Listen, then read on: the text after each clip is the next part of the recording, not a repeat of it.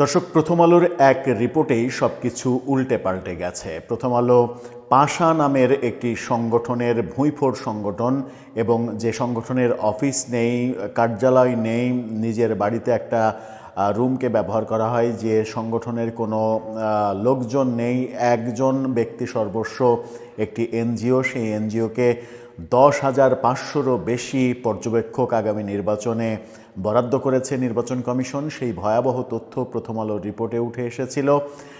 অতঃপর দেখা গেল যে নির্বাচন কমিশন এই ব্যাপারে একটু নড়ে চড়ে বসেছে, কিন্তু এখন পর্যন্ত কংক্রিট কোনো সিদ্ধান্ত হয়নি। সরকার থেকে জানানো হয়েছে যে এই পর্যবেক্ষকদের কার্ড বিতরণ স্থগিত করা হয়েছে, কিন্তু আদৌ কি নির্বাচন কমিশন ব্যাপারটাকে বাতিল করছে, নাকি ব্যাপারটাতে এখনও গড়িমসি আছে? গতকালকে রাতে একটা সংবাদ সম্মেলন করা হয়েছে প্রধান উপদেষ্টার প্রেস উইং থেকে। সেই সংবাদ সম্মেলনে আজাদ মজুমদার, সহকারী প্রেস সচিব, তিনি জানিয়েছেন যে এই পাশার পর্যবেক্ষকদের যে কার্ড বিতরণ, সেই কার্ড বিতরণ স্থগিত করা হয়েছে। কি বললেন তিনি, আর কি উঠে এলো তথ্য? আদতে নির্বাচন কমিশন আজকে কি সিদ্ধান্ত নিতে চলেছে? এই ঘটনা শুধুমাত্র বাতিল করার মধ্য দিয়েই কি শেষ করা হবে, নাকি এর পেছনে কারা রয়েছে সেটা বের করার চেষ্টা হবে? চলুন একটু জেনে দেখি এই ভিডিওতে। থাকবেন পলিটিক্স টিভির। বলছিলাম পাশার কথা। এই পাশা নামক এক প্রতিষ্ঠান, সেই প্রতিষ্ঠানকে 10,559টা সম্ভবত পর্যবেক্ষক দিয়েছে, যা মোট পর্যবেক্ষকের 19%, এবং বাংলাদেশে এরপরে দ্বিতীয় সর্বোচ্চ কোনো প্রতিষ্ঠানকে 3,000-এর একটু বেশি পর্যবেক্ষক দেয়া হয়েছে। এই বিপুল পরিমাণ পর্যবেক্ষক যে পাশা নামক সংগঠনকে দেয়া হয়েছে, তাদের নিবন্ধনই ছিল না। প্রথম দফায় যে 66টি সংগঠনের নিবন্ধন করে নির্বাচন কমিশন, সেগুলোর মধ্যে তাদের নামই ছিল না। পরবর্তী একেবারে ডিসেম্বরের শেষ দিকে এসে যে আরও 15টি সংগঠনের নাম নিবন্ধন করে নির্বাচন কমিশন, তার মধ্যে পাশার নাম ছিল, এবং শেষ বেলায় এসে তাদের নাম অন্তর্ভুক্ত করে এই ভুঁইফোড় সংগঠনকে 10,500-রও বেশি পর্যবেক্ষক বরাদ্দ করেছে, যার রেকর্ড বাংলাদেশের ইতিহাসে। কি বলছে ডেইলি স্টারের শিরোনামটা দেখে নিন। পাশার নির্বাচন পর্যবেক্ষক কার্ড স্থগিত, আজাদ মজুমদার। হবিগঞ্জের চুনারীঘাটের বেসরকারি সংস্থা peoples association for social advancement পাশার 10,000 পর্যবেক্ষক নির্বাচন, আসলে হবে 10,500-এর বেশি হবে, নির্বাচন পর্যবেক্ষক কার্ড বিতরণ স্থগিত করেছে নির্বাচন কমিশন। তাদের বিষয়ে অনুসন্ধান অব্যাহত আছে। এ বিষয়ে রোববার সিদ্ধান্ত নেওয়া হবে, এটা জানিয়েছেন। অর্থাৎ আজকে সিদ্ধান্ত নেওয়া হবে, এমনটা বলেছেন।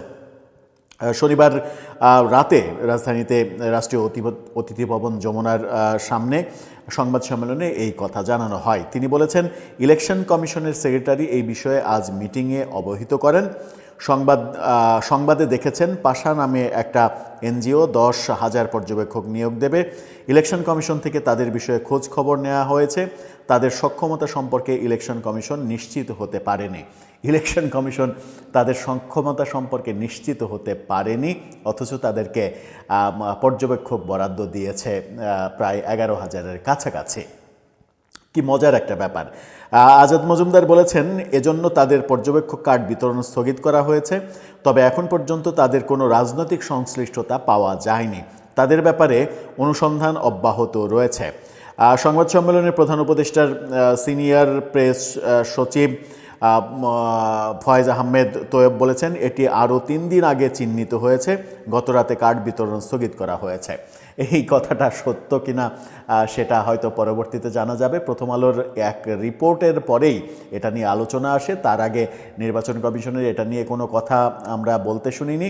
কিন্তু এই যে কথাটা বলা হচ্ছে যে নির্বাচন কমিশন তাদের ব্যাপারে এখনও খোঁজখবর নিতে পারেনি, তাদের সক্ষমতা আছে কি না এত পর্যবেক্ষক দেওয়ার, যে সংগঠনটা এক ব্যক্তি নির্ভর, এবং নিজের বাড়িতে, গ্রামের বাড়িতে একটা রুমে অফিস দেখানো হয়েছে, বাইরে একটা সাইনবোর্ড দিয়ে। এই ধরনের সংগঠনকে কিভাবে নির্বাচন কমিশন এত পর্যবেক্ষক বরাদ্দ দিল, সেটা নিয়ে প্রশ্ন উঠেছে। এবং সেটা নিয়ে প্রশ্ন যখন উঠেছে, তখন আমরা দেখছি যে মানবজমিনের সম্পাদকীয়তে একটা ভয়াবহ ব্যাপার লেখা হয়েছে। সেখানে সেই শিরোনামটা একটু দেখে নিন। সেখানে বলা হয়েছে প্রশাসনিক কু এবং ফেব্রুয়ারির নির্বাচন।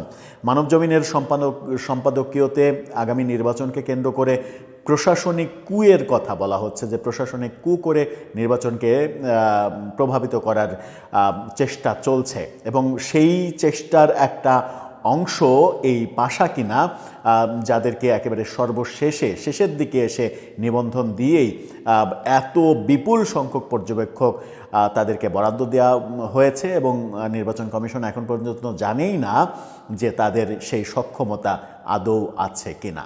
দর্শক, আপনার কি মনে হচ্ছে ব্যাপারটা কি এখানেই থামিয়ে দেবে নির্বাচন কমিশন? আজকে হয়তো নির্বাচন কমিশন বলবে যে পাশার সমস্ত কার্ড বাতিল করে দেয়া হলো সমালোচনা ঠেকাতে, কিন্তু এই ঘটনার পেছনে যারা রয়েছে, পেছনে থেকে যারা কলকাঠি নাড়িয়েছেন, এবং তাদের ভিন্ন কোনো উদ্দেশ্য ছিল কিনা নির্বাচনকে প্রভাবিত করা, কিংবা নির্বাচনে নানা ধরনের ইলেকশন ইঞ্জিনিয়ারিংয়ের যে ব্যাপারগুলো শোনা যাচ্ছে, সেই ব্যাপারগুলোর ক্ষেত্রে এই সংগঠনটাকে কাজে লাগানোর কোনো ব্যাপার ছিল কিনা, সেই তদন্ত কি হবে আদৌ?